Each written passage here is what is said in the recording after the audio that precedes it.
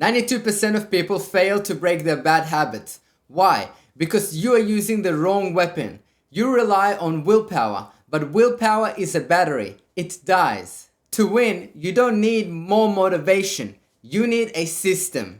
The Japanese method doesn't fight the brain, it outsmarts it.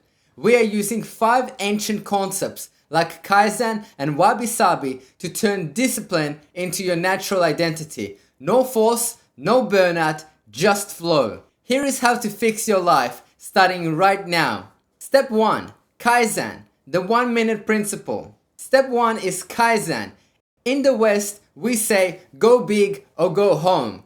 Kaizen says make the step so small you cannot fail. This is the 1-minute principle. The concept: when you try to change your life overnight, like quitting coffee or starting a diet, your brain fear center, the amygdala, panics. It sees drastic change as a threat to your stability. It screams danger and forces you back to your comfort zone. Kaizen is the ultimate bypass.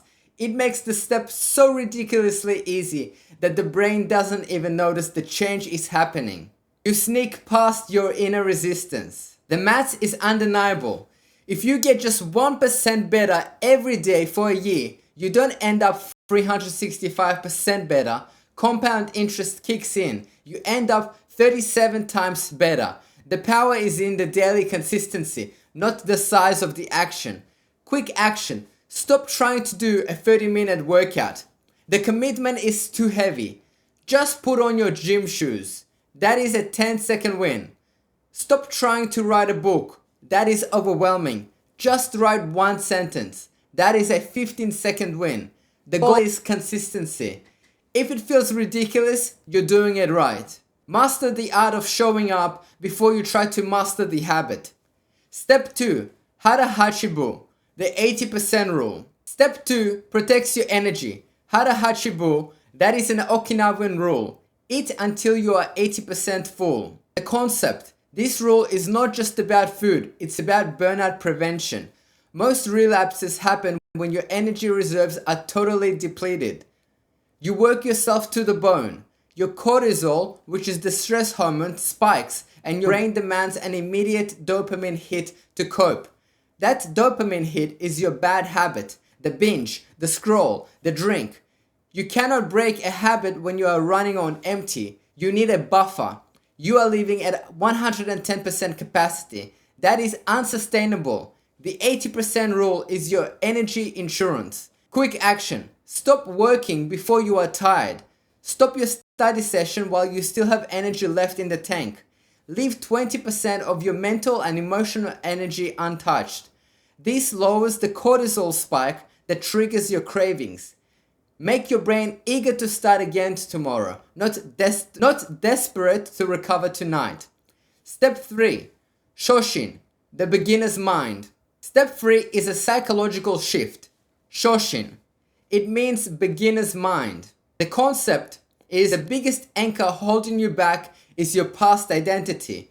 You tell yourself stories about who you are. I am a smoker. I have a sweet tooth. I'm bad with money.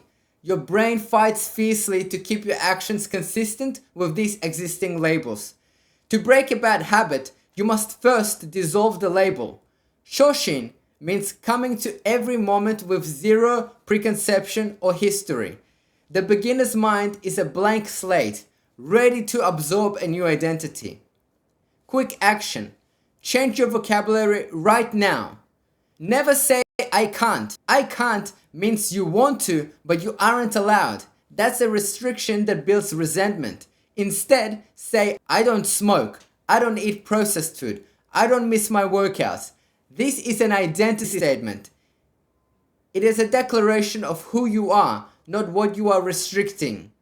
Be a beginner. Assume you have no history. Step 4. Wabi-sabi. Embrace the imperfection. Step 4 is the safety net. Wabi-sabi. This is the appreciation of imperfection. The concept is Western culture is obsessed with streaks and perfectionism. You start strong, then you make one mistake. You miss one workout. You eat one cheat meal. You feel like a failure. This triggers the what the hell effect. I ate one cookie, so I might as well eat the whole box and quit the diet. This all or nothing mindset is a trap. Wabi Sabi teaches you that your mistakes do not mean that you're weak. They make your commitment stronger. In Japan, they repair broken pottery with gold called kintsugi. They highlight the fracture. They don't hide the slip up. The error is a part of the object's unique history. Plan, quick action. Plan for the relapse. When you slip up, and you will, do not spiral. The slip is inevitable. View the mistake as data, not defeat. Ask, what was the trigger? The moment you stumble is not the end, it's a new beginning. Forgive yourself instantly and immediately return to step 1. Step 5.